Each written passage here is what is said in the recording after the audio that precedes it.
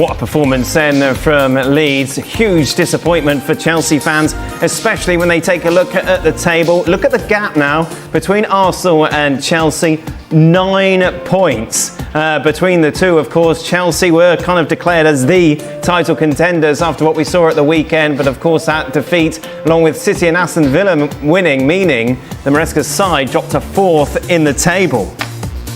Blooming heck, Craig, where this come from? They're 3 points behind Villa, who couldn't win a game at the start of the season. I thought they were excellent for the most part at the weekend against Arsenal. I think everybody did. So that's why it's almost a bigger disappointment now if you're a Chelsea fan, because you think, well, if we could do that against 10 men against Arsenal, what the heck are we doing today? What I don't get, and we just see this all the time now, a lot, is two of the best players that they've had, and certainly from the weekend, Neto, who's one of the most dangerous players. All right, Estevao is a youngster who does some brilliant stuff, but Neto's been consistently playing well for them. And Reece James, and I know he's had a lot of injuries, right? But not recently. He looks back to peak fitness, he looks sharp, he looks strong. He was playing in midfield against Arsenal and he was excellent. Really calm, good passing in the ball, all that sort of stuff. Those two were on the bench tonight. Yeah. Because somebody's telling managers, and we know who they are, they played in the weekend, they got a lot of big games coming up, but you've got to put some momentum together. Yeah. You've got to put a run of results, you've got to keep putting the pressure on, and you're not going to do that, or you're unlikely to do it, if you're leaving your best players out. Chelsea are not good enough, right, to leave their best players out. Maybe City a few years ago when they were dominating English football. Arsenal today could do it, obviously. Arsenal could do it because they're at the top of the league, they've got a little bit of a gap, and they've got a really strong squad, and they're at home to Brentford. Yeah. They're away to Leeds. I think Augie was saying just before we came on, Leeds have lost, one game? Once at home in about 18 months. So, I mean, like you say, you're going to Ellen Road against a team that's fighting for points. You don't rest your best players. There's certain games you pick and choose, in home games when you've got an easier afternoon. But Leeds away, silly. But it just seems we see this a lot now, and that'll be the excuse from Maresca will come out, and I'm sure some of the journalists will say, well, what about your team selection, Marg? Listen, I've got a lot of games, injuries. When you play like how Chelsea, they beat Burnley away. It wasn't a great game, but they ground that out. They were excellent against Barcelona. They were excellent against Arsenal with 10 men. As a player, you just want to keep going. You never really feel tired when you're winning. The tiredness only comes mentally when you're in this sort of losing, a bit like Liverpool, who had a real struggle. So I just don't understand. And Caicedo wasn't available, but that's not the reason that they lost today. They just got outworked by Leeds, and I think made at least too many changes. No team's going to be able to put a run of 12, 13 games together the way City did the last few years. When you keep continually changing the team every time it steps on the field. I was talking about standards that Chelsea set against Arsenal, but then they step on the field with changes up front, changes in the middle, albeit forced in the middle, and changes at the back. So how are you expected to keep your standards up when you're making all these changes? I mean, it makes no sense at all. And again, and I've said it a million times, how about you start Reece James and you start Neto, and then when you see them looking as though they're a little tired, then you take them off. Do it the other way. Don't bring them on for the last half an hour when it's too late and you're chasing the game. I mean, it's just, people talk to us about, you're old school. Well, there's a lot of things that used to happen that were the right things, and they worked. But all of a sudden, everybody's thrown them out the window, and this is how we do it now. Well, guess what? The way you're doing it now, particularly Maresca, it's not working. See, last season it was different because he had the Conference League, so what he would do, he would play his best players in the Premier League, and basically the other 12 or 13 would play in the Conference League, so that's how he was getting his games in. But now, obviously Champions League, you can't treat the Champions League like the Conference League, so he has to play all these players, and he's probably rotating too much, isn't he? There's no consistency there. Like at the weekend, Shalaban Fofana against Arsenal at centre-half played really well. Changes it. Yep. Why he's doing it, I don't know, but he's probably thinking, well, I've got Christmas coming up, a lot of games, I've got a game at the weekend, game in the Champions League next week. He's just made the wrong call at the wrong time. Arsenal, meanwhile, loving life. Yeah. You've got a makeshift back four pretty much, but you go in, the squad is so full of confidence. They didn't look like losing today really at all, did they? Well, I think the key for Arsenal, when Mosquera went off injured, he puts on Timber at right back, so Ben White then goes from right back to centre half, and you don't even notice the join. But they're missing Saliba, they're missing Gabriel. They've got so much depth. I think they lack a bit of X factor, a bit of star quality in terms of, like, you know, what Chelsea have got, that explosiveness. But they're rock solid, and at every position, apart from maybe Odegaard in midfield, they've got cover for, and that's why the 5 points to the top of the league and looking really strong. And you've got Marina coming in, making an impact. They finally got their number 9, didn't they? I mean, I bet Gyökeres was sitting thinking, I wish I was getting some of those crosses. I mean, he did get one at the end against Chelsea that Timber took off his head. Yeah. But he does do a great job. He's, you know, he is against Chelsea in the first half. Nobody gave the ball away, I think, for Arsenal more than Moreno. And then he pops up with important goals, and he did again tonight. He's done a great job for Mikel Arteta. Look, it's theirs to lose, isn't it? Even this early in the season, it's theirs to lose. Can we just take a look at the Premier League table again, just to remind, like Chelsea, after the Chelsea game, we got, well, maybe they could push it, maybe they could do something. But it just feels like one result has completely changed that narrative. Yeah.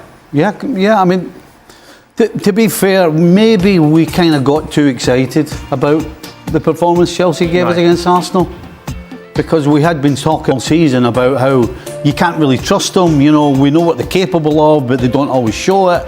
And then they produce that performance against Arsenal, and you think, okay, they because of the problems that we know City have, that's why we've kind of not discarded them, but we know the problems. Okay, now we've got somebody who maybe we can hang our hat on, who can actually put some pressure on Arsenal, who can chase them, force them into doing things they maybe wouldn't do.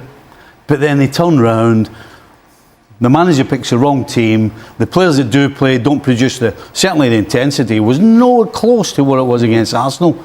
And so we're kind of back to where we started. Yeah, we're kind of picking and choosing who we think are the next title contenders. Manchester City, okay, sitting second, but we saw yesterday that vulnerability at the back. It's difficult to put an argument as to why consistently they're going to put a run together. Yeah, I mean, you look at Villa. I mean, Villa maybe, if Villa beat Arsenal at the weekend, then maybe Villa are back in it, but they've never been in it in the first place. So you wouldn't trust Villa to be the challengers. And Man City, like you say, unreliable at the back. And if Erling Haaland gets injured or misses any period of time, then who scores the goals? So for me, Arsenal are the best team, and I can't think of a league season like this in many years whereby the second best team has been so far off the best team.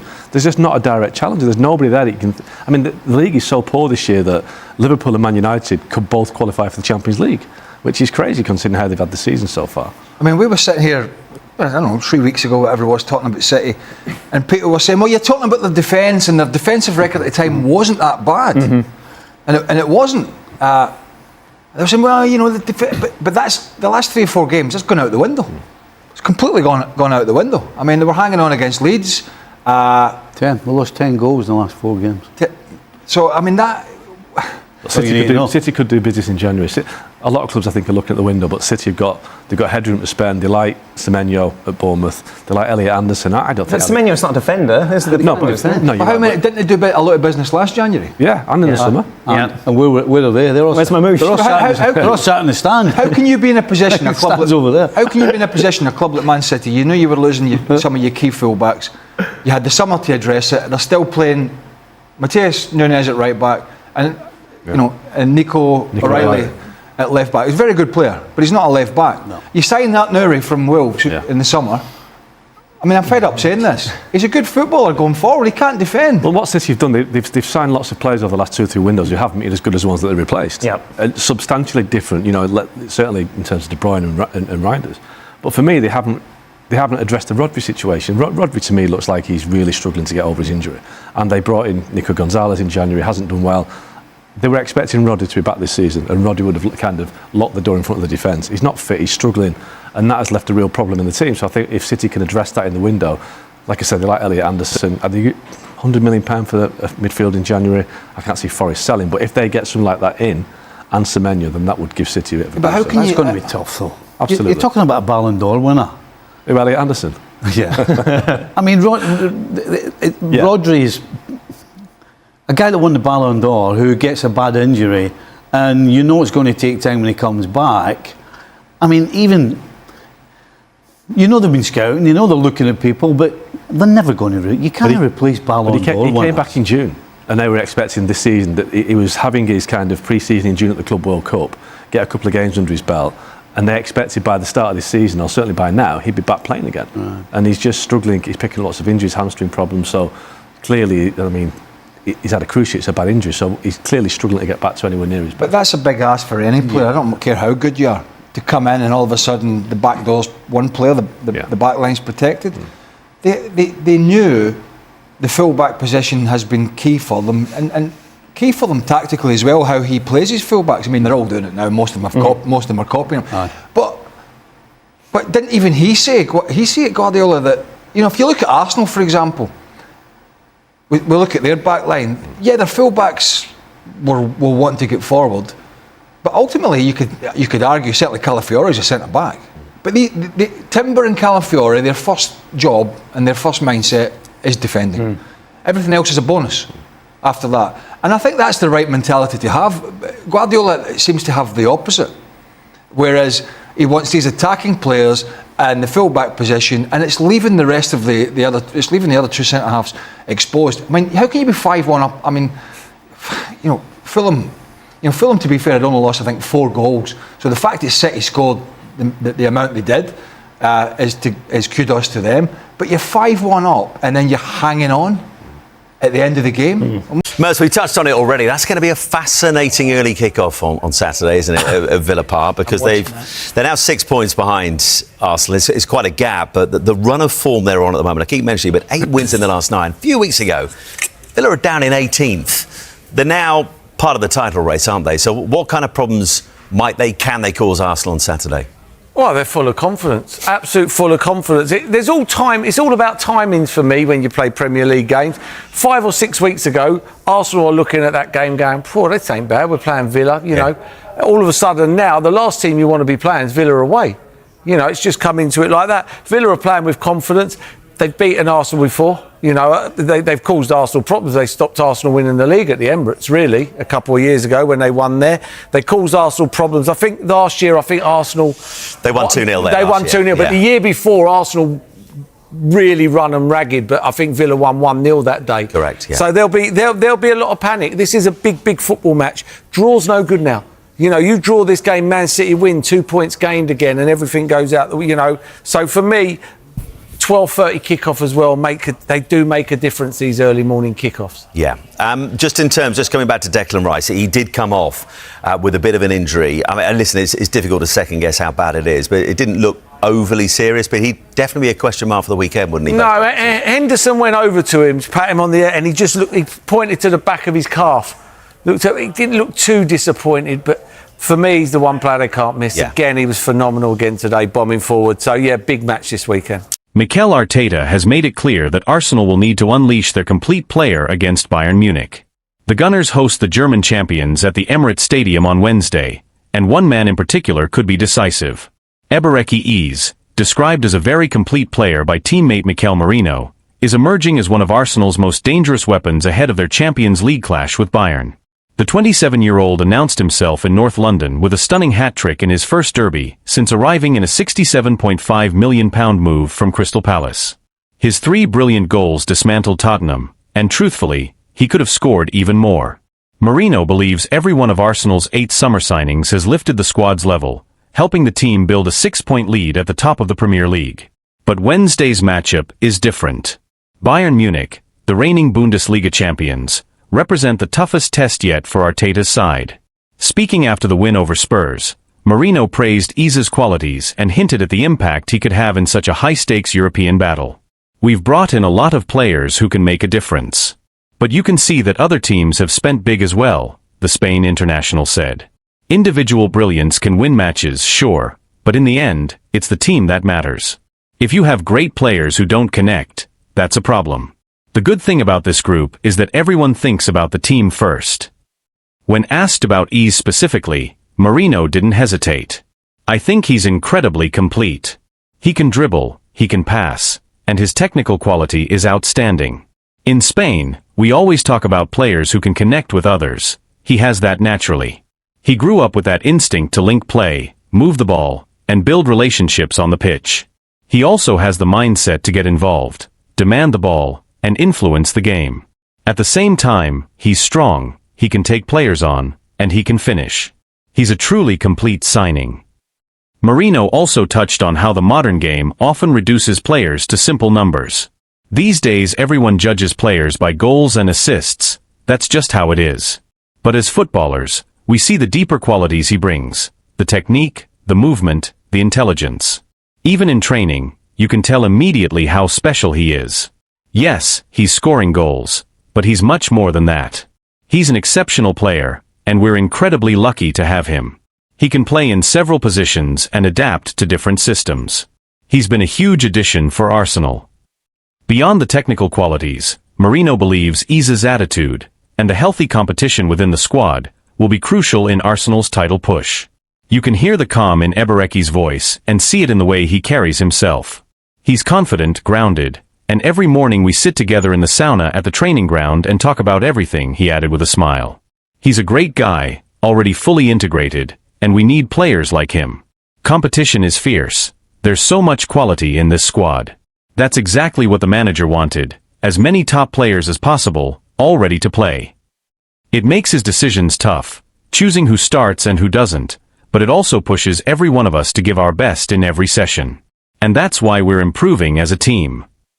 As Arsenal prepare for Bayern's arrival, Arteta is facing one of the most delicate balancing acts of the season. The squad is healthy, competition is fierce, and expectations have never been higher. But behind the scenes, there is a growing sense that Iza's versatility and calm presence may be essential against a Bayern side known for controlling the tempo in big European nights. Arteta himself has hinted at Iza's importance without naming him directly. After the Tottenham victory, the manager spoke about the need for players who can break pressure, dictate rhythm, and stay composed when the game becomes chaotic. Those inside the club believe those comments were aimed at Iza as much as anyone. The coaching staff has been particularly impressed by how quickly he has adapted to Arsenal's positional play structure, a system that demands far more tactical discipline than what he was used to at Crystal Palace. Analysts at the club point to his growing influence not only in the final third, but also in build-up phases, where his ability to glide past pressure could help Arsenal bypass Bayern's aggressive midfield line. There is also an awareness that Bayern's fullbacks tend to push high, leaving spaces between the lines. Iza's skill set, sharp turns, deceptive acceleration, and precise final balls, could be exactly what Arteta needs to exploit those gaps. Outside the club, pundits have already started circling Wednesday's match as a defining moment for the £67.5 million signing. Some believe that if Iza can impose himself on a Champions League quarter-final against Bayern Munich, it will confirm his arrival among Europe's elite creative players. Former players have echoed that sentiment. Several ex-Arsenal figures, speaking on television over the weekend, highlighted the need for someone who can change the temperature of the match with a moment of calm or an unexpected burst of creativity. Iza, they argued, is one of the few in the squad capable of both. Meanwhile, Bayern Munich come into the match with their own confidence. Their midfield trio has been one of the most dominant in Europe this season, and they have shown a repeated ability to suffocate opponents early. That dynamic is precisely why Arteta may lean on Iza's composure. When the game tightens, Arsenal will need a player capable of slowing it down, protecting the ball, and finding solutions in tight spaces. Within Arsenal's dressing room, Mourinho's praise reflects a broader consensus. Senior players have reportedly been struck by Iza's humility and work ethic, qualities that have helped him integrate seamlessly into a squad that already had strong internal chemistry. Staff members describe him as someone who never forces the game, and lets the match come to him, characteristics that could prove invaluable in a high-tension Champions League tie. As kickoff approaches, the narrative surrounding the match has shifted. What began as a test of Arsenal's resilience has quietly become a spotlight on whether Iza can elevate them in Europe the same way he has in the Premier League. For Arteta, the equation is simple. If Arsenal are to overcome Bayern, they will need more than intensity. They will need control. They will need creativity. And increasingly, they will need the completeness Iza brings to every phase of the pitch. Whether he starts in a wide role as a floating midfielder, or even as an interior playmaker, the expectation is the same. Iza will have to find the spaces others cannot, and influence the game in ways that statistics alone will not capture. The stakes are high, the opponent is formidable, and the spotlight is intense.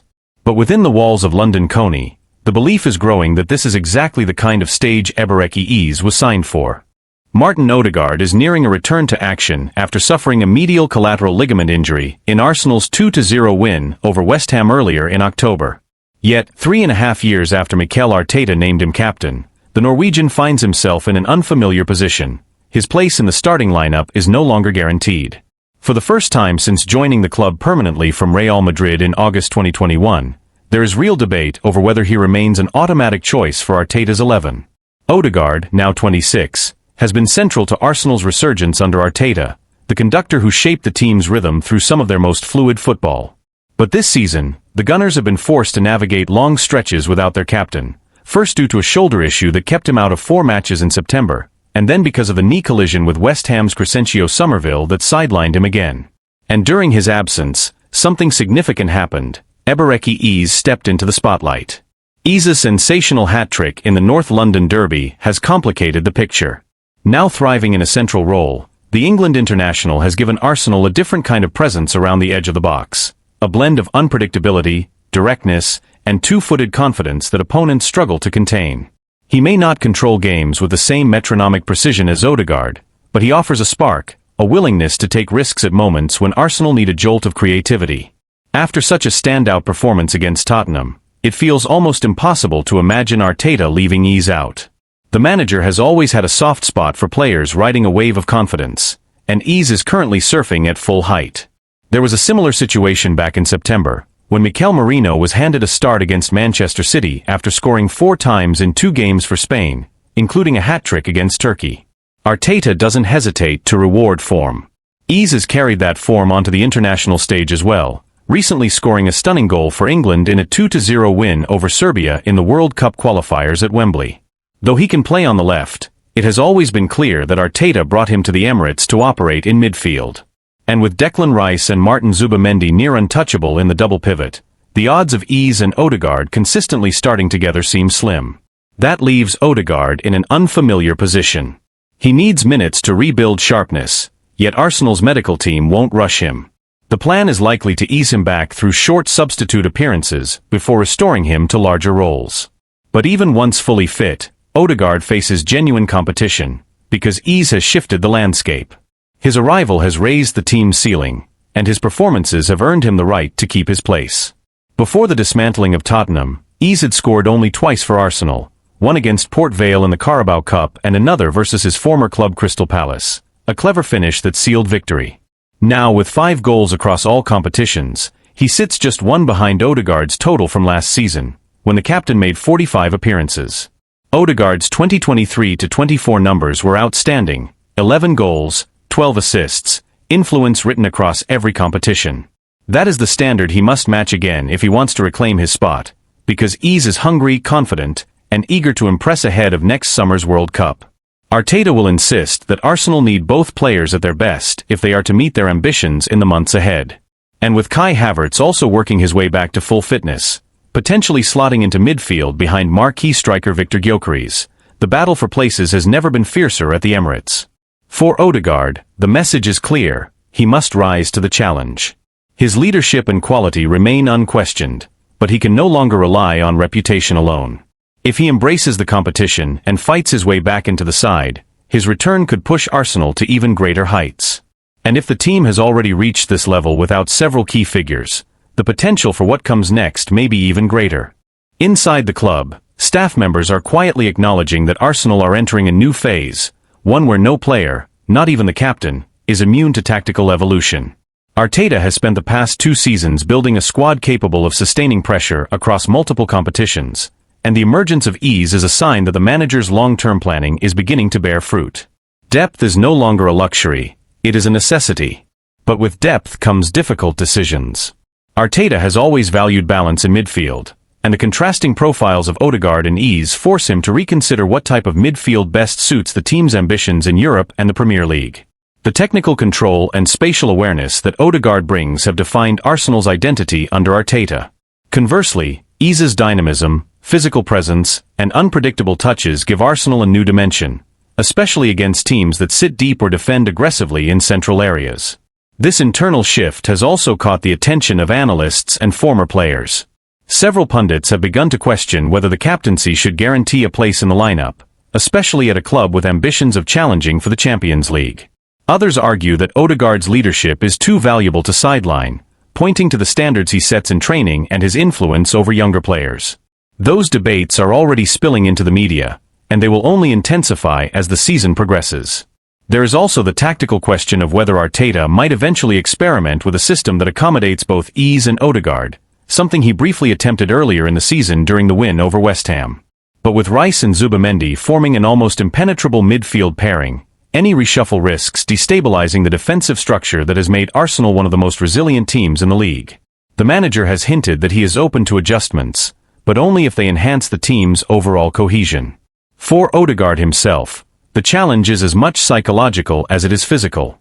He has worked hard to cultivate an image of calm authority, a leader who raises the level of those around him through clarity and consistency. Now he must show that he can adapt, compete, and respond to adversity. His teammates still speak of him with admiration, describing him as one of the most studious and detail-oriented players at London Coney.